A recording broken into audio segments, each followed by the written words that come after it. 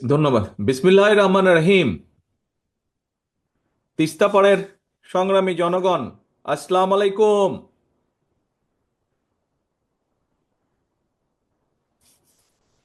আজকে সারা বিশ্ব, পৃথিবীর সব মানুষ আজকে দেখে রাখুক, আজকে জেনে রাখুক যে উত্তরাঞ্চলের এই যে লাখো কোটি মানুষ তিস্তা নদীর পানির ন্যায্য হিস্সা থেকে আজকে বঞ্চিত, এবং এই জন্য এই কারণে মানুষগুলা আজ এখানে অধিকার, যে মানুষের যে পানির অধিকার, এই অধিকার আদায়ের দাবিতে এইসব মানুষরা আজকে জাগো বাহে তিস্তা বাঁচাও স্লোগানে গত 2 দিন ধরে আপনারা সকলে এখানে তিস্তা পাড়ে সমবেত হয়েছেন। তিস্তা নদী রক্ষার আন্দোলনের এই উদ্যোগে আজকে যে এই যে 2 দিন ব্যাপী আয়োজিত এই অনুষ্ঠান, এই অনুষ্ঠানের আজকের আমাদের মূল নেতা, সভাপতি আসাদুজ্জামান দুলু, বিএনপি সহ বিএনপির অগণিত লাখো নেতাকর্মী সহ গণতন্ত্রের পক্ষের বিভিন্ন রাজনৈতিক দলের আজকে উপস্থিত, গত 2 দিন ধরে এখানে উপস্থিত নেতৃবৃন্দ সহ এই সমগ্র এলাকার বিভিন্ন শ্রেণী পেশার বিশিষ্ট মানুষজন যারা আছেন, বিশিষ্টজন আছেন, বিশেষ করে এই উত্তরাঞ্চলের সংগ্রামী জনগণ, আপনাদের প্রতি রইল আমার সংগ্রামী অভিনন্দন। প্রিয় ভাইরা, উত্তরাঞ্চলের পানির এই ন্যায্য হিস্যা বঞ্চিত মানুষেরা আজকে সারা বিশ্বকে জানিয়ে দিতে চায় যে ভারতের সঙ্গে বাংলাদেশের 54টি যে অভিন্ন নদী, এই নদীর পানির ন্যায্য হিস্যা প্রাপ্তি এটা কোনো কারো করুণার বিষয় নয়। এটা আন্তর্জাতিক আইন অনুযায়ী এটি বাংলাদেশের প্রাপ্য, এটি বাংলাদেশের মানুষের প্রাপ্য। অথচ আমরা কি দেখছি?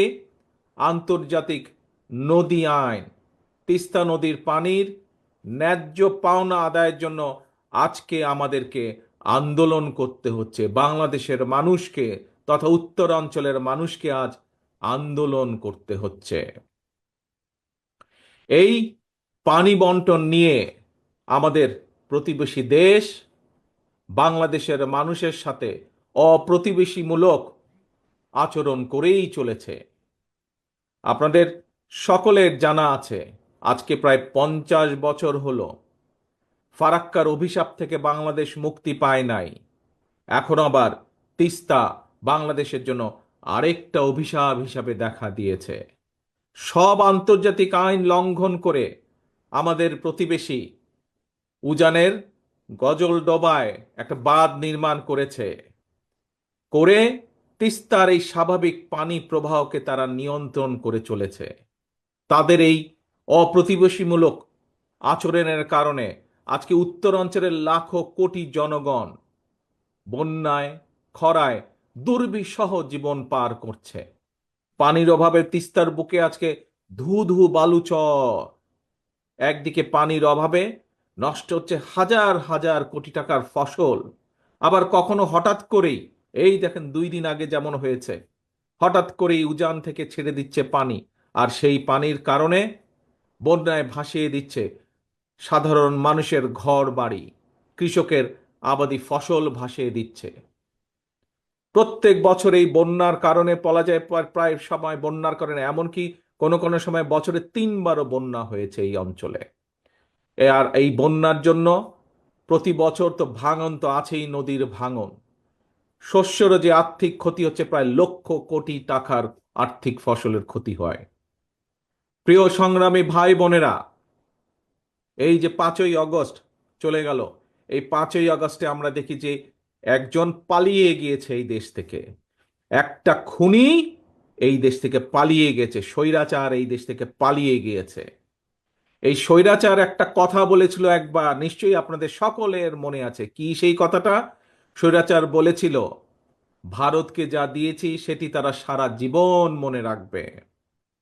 প্রিয় ভাই বোনেরা, এই ভারত শুধু পলাতক স্বৈরাচারকেই মনে রেখেছে, বাংলাদেশের জনগণকে তারা মনে রাখেনি। সেই জন্যই পানির যে ন্যায্য হিস্যা বঞ্চিত তিস্তা পারের বিক্ষুব্ধ জনগণের মনে প্রশ্ন, পলাতক স্বৈরাচারকে ভারত যা দিয়েছে, বা পলাতক স্বৈরাচার ভারতকে যা দিয়েছে, সেই পলাতক স্বৈরাচারকে আশ্রয় দেওয়া ছাড়া ভারত কি বাংলাদেশকে আর কিছু দিয়েছে? কিচ্ছু দেয় নাই। সারা বিশ্ব জুড়ে, প্রিয় ভাই বোনেরা, সারা বিশ্ব জুড়েই কিন্তু সব প্রতিবেশী রাষ্ট্রের মধ্যেই সমস্যা সমাধান কিংবা পারস্পরিক স্বার্থ জড়িত থাকে। নিজ নিজ দেশের স্বার্থ রক্ষা করে প্রত্যেকটি দেশই কিন্তু সমস্যার সমাধানগুলো করে, সমস্যাগুলো নিরসন করে। আমরা সবাই জানি এটিই হচ্ছে কূটনৈতিক রীতি। কিন্তু এই যে খুনি স্বৈরাচার পালিয়ে গিয়েছে যে 5ই আগস্ট, আমরা দেখেছি জোর করে অবৈধভাবে ক্ষমতা দখল করে রাখতে গিয়ে নিজেকে সে তাদের সেবা দাসীতে পরিণত করেছিল। বাংলাদেশ ভারত যৌথ নদী কমিশন এবং জাতীয় নদী রক্ষা কমিশন পর্যন্ত সম্পূর্ণ অকার্যকর রেখেছিল। সারা দেশের মানুষ জানে এখনো ভারতের সঙ্গে বাংলাদেশের বিরাজমান ফারাক্কার সমস্যার সমাধান হয়নি। জনগণের, উত্তর অঞ্চলের বিশেষ করে জনগণের বহুল প্রত্যাশিত তিস্তা চুক্তিও হয় নাই। অথচ সকল আন্তর্জাতিক রীতিনীতি ভঙ্গ করে এই পলাতক স্বৈরাচার, এই খুনি স্বৈরাচার প্রতিবেশী দেশকে ট্রানজিট শিপমেন্টের বন্দর ব্যবহারের একতরফা সুবিধা দিয়ে গেছে। এইসব চুক্তিতে মিনিমাম ন্যায্যতা পর্যন্ত রক্ষা করা হয় নাই।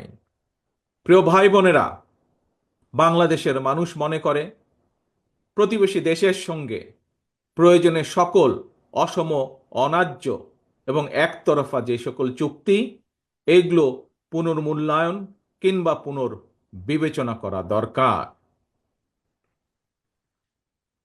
প্রিয় ভাই বোনেরা, সবার সঙ্গে বন্ধুত্ব, কারো সঙ্গেই বৈরতা নয়। আমাদের পররাষ্ট্রনীতির এটি হচ্ছে মূল স্লোগান বা মূল নীতি। কিন্তু সময়ের প্রয়োজনে সময়ের প্রয়োজনে হয়তো এই স্লোগানটি বা এই নীতিটি পুনর্বিবেচনা করা দরকার। বর্তমান বিশ্বে স্থায়ী শত্রু স্থায়ী মিত্র বলে কিছু নেই, বরং একটা দেশের সঙ্গে অপর দেশের সম্পর্ক হবে পারস্পরিক স্বার্থ রক্ষা, ন্যায্যতা এবং প্রয়োজনের ভিত্তিতে। সুতরাং সম্পর্ক রক্ষা করার ক্ষেত্রে নিজ দেশের এবং জনগণের স্বার্থ রক্ষাই হতে হবে প্রথম এবং প্রধান অগ্রাধিকার। এ কারণেই বিএনপির স্লোগান সবার আগে বাংলাদেশ। বন্ধুত্বের দোহাই দিয়ে বাংলাদেশের জনগণ আর কাঁটাতারের বেড়ায় ফেলানির ঝুলন্ত লাশ দেখতে চায় না। সীমান্তে নিরীহ বাংলাদেশিদের সীমান্তে নিরীহ বাংলাদেশিদের রক্তাক্ত মরদেহ আর বাংলাদেশের মানুষ দেখতে চায় না। প্রিয় দেশবাসী, প্রিয় তিস্তা পাড়ের ভাই বোনেরা, প্রতিবেশী দেশ ভারত যদি পানির ন্যায্য হিস্সা না দেয় বা দিতে যদি দেরি করে, তিস্তা চুক্তি করতে অনীহা দেখায়, তাহলে দেশ এবং জনগণের স্বার্থে, জনগণকে বাঁচাতে, কৃষিকে বাঁচাতে, কৃষককে বাঁচাতে, নদী বাঁচাতে, নাব্যতা রক্ষা করতে, তিস্তা সমস্যার সমাধানের জন্য আমাদেরকেই আমাদের বাঁচার পথ খুঁজে নিতে হবে। দেশীয় এবং আন্তর্জাতিকভাবে সকল সম্ভাব্য বিকল্পকে কাজে লাগাতে হবে। এবং এ কারণেই আমরা মনে করি পানির ন্যায্য হিস্সা আদায় করতে জাতিসংঘ সহ সংশ্লিষ্ট সকল আন্তর্জাতিক ফোরামে জোরালোভাবে বাংলাদেশের দাবি তুলে ধরতে হবে। একই সাথে প্রতিবেশী দেশের সাথেও আমাদেরকে কূটনৈতিক কাজ করতে হবে, কূটনৈতিকভাবে আলোচনা শুরু করতে হবে। আবার আন্তর্জাতিক অংশগ্রহণের উদ্যোগের অংশ হিসাবে আর সময়ক্ষেপণ না করে অবশ্যই আমরা মনে করি বাংলাদেশকে 1992 সালের ওয়াটার কনভেনশন এবং 1997 সালের জাতিসংঘ পানি প্রবাহ কনভেনশনে স্বাক্ষর করা জরুরি হয়ে পড়েছে।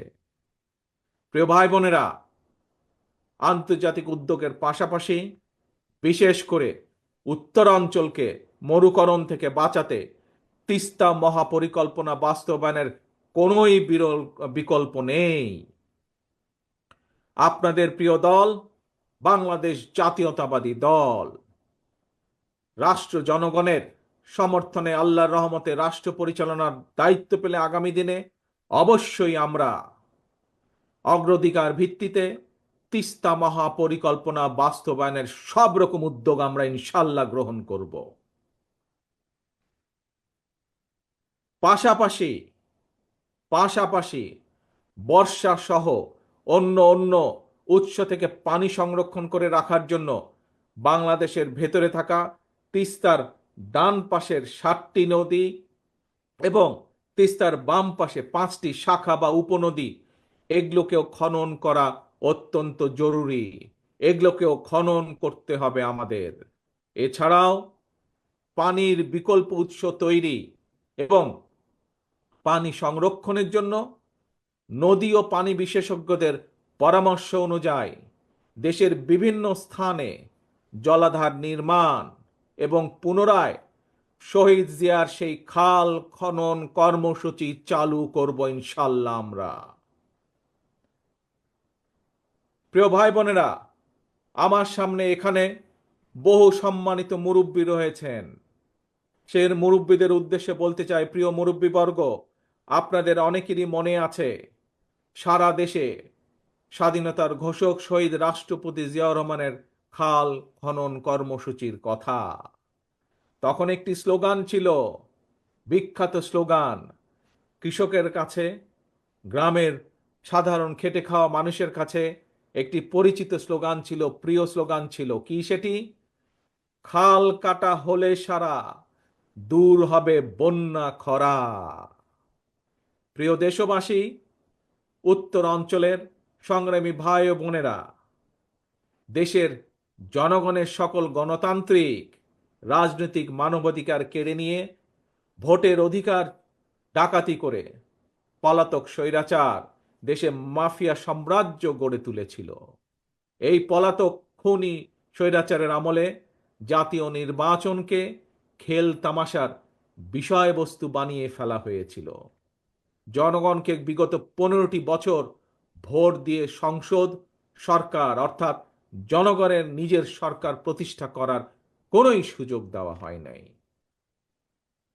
ছাত্র জনতার গণ অভ্যুত্থানে গত 5ই আগস্ট এই মাফিয়া, এই খুনি স্বৈরাচার পালিয়ে যাওয়ার পর থেকে জনগণের অধিকার পুনঃপ্রতিষ্ঠার সুযোগ এবং সম্ভাবনা আবার তৈরি হয়েছে। ভোটের অধিকার প্রয়োগ করে জনগণের কাছে দায়বদ্ধ একটি গণতান্ত্রিক সরকার প্রতিষ্ঠার সুযোগ। কিন্তু গণতন্ত্রের পক্ষের শক্তি কিংবা সরকারের কোনো হঠকারী সিদ্ধান্তের কারণে যাতে এই খুনি পলাতক স্বৈরাচার আর তার দোসররা পুনর্বাসনের সুযোগ না পায়, সে ব্যাপারে আমাদের সকলকে সতর্ক থাকতে হবে। সে ব্যাপারে আমাদের সকলকে ঐক্যবদ্ধ থাকতে হবে অতীতের মতন। গণতান্ত্রিক দলগুলোর পক্ষ থেকে জাতীয় নির্বাচনের কথা শুনলেই অন্তর্বর্তীকালীন সরকারের কেউ কেউ বিচলিত হয়ে ওঠেন। প্রিয় দেশবাসী, প্রিয় ভাই বোনেরা, আমাদের অবশ্যই মনে রাখা প্রয়োজন, জাতীয় নির্বাচন নিয়ে এক এক উপদেষ্টা এক এক রকমের বক্তব্য এই খুনি মাফিয়া চক্রের সামনে বিশৃঙ্খলা সৃষ্টির পথ সুগম করে দেয়। এই জন্যই বিএনপি বারবার এই অন্তর্বর্তীকালীন সরকারের প্রতি তাদের কর্মপরিকল্পনার রোড ম্যাপ ঘোষণা করার আহ্বান জানিয়েছে, প্রতিবার আহ্বান জানিয়েছে। তিস্তা তীরের প্রিয় ভাই বোনেরা, 2 দিন ধরে আপনারা আপনাদের দাবি নিয়ে তিস্তা পারের 11টি পয়েন্টে আপনারা কর্মসূচি পালন করেছেন। আপনাদের এই আন্দোলন অবশ্যই ইনশাল্লাহ বৃথা যাবে না। আপনাদের এই আন্দোলনে তিস্তা মহাপরিকল্পনা বাস্তবায়ন ত্বরান্বিত হবে ইনশাল্লাহ। জনগণের ভোটে বিএনপি রাষ্ট্র পরিচালনার দায়িত্ব পেলে অবশ্যই আমরা সকলকে সাথে নিয়ে তিস্তার সমস্যার সমাধান করব। তবে তবে এই যে একটু আগে যতগুলো কথা বললাম যে কিভাবে আমরা কি কি উপায় কি কি করব তিস্তার পাড়ের মানুষের সমস্যার সমাধানের জন্য, কিভাবে তিস্তা মহাপরিকল্পনা যে বাস্তবায়ন করব বা বাস্তবায়ন করার যে অঙ্গীকার করেছি, এই কাজ যদি আমাদেরকে করতে হয় তবে আপনাদেরকে একটি দায়িত্ব পালন করতে হবে, আপনাদেরকে একটি কাজ করতে হবে। সেজন্য আগামী জাতীয় নির্বাচনে আপনাদেরকে আপনাদের প্রিয় দল বিএনপির পাশে থাকতে হবে।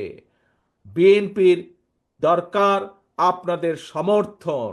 আপনাদের সমর্থন থাকলে, দেশবাসীর সমর্থন থাকলে ইনশাল্লাহ আমরা এই ধরনের তিস্তা সহ আরো যেই কাজগুলো আছে ইনশাল্লাহ সেই কাজগুলো বা সেই সমস্যার সমাধান করার আমরা সুযোগ পাবো ইনশাল্লাহ। প্রিয় ভাই বোনেরা, ইনশাল্লাহ ভবিষ্যতে তিস্তা পারে নয়, দেখা হবে আপনার গ্রামে, আর দেখা হবে আপনার ঘরে। আসুন, এই যে গত 2 দিন ধরে আমরা সকলে মিলে এখানে একত্রিত হয়েছি, এই যে হাজারো লক্ষ মানুষ গত 2 দিন ধরে যে আপনারা এখানে প্রতিবাদ গড়ে তুলেছেন, সারা বিশ্বকে দেখিয়েছেন কিভাবে ন্যায্য অধিকার প্রতিষ্ঠা করার জন্য বাংলাদেশের মানুষ, তিস্তা পারের মানুষ ঐক্যবদ্ধ হতে পারে নিজেদের অধিকার আদায়ের জন্য।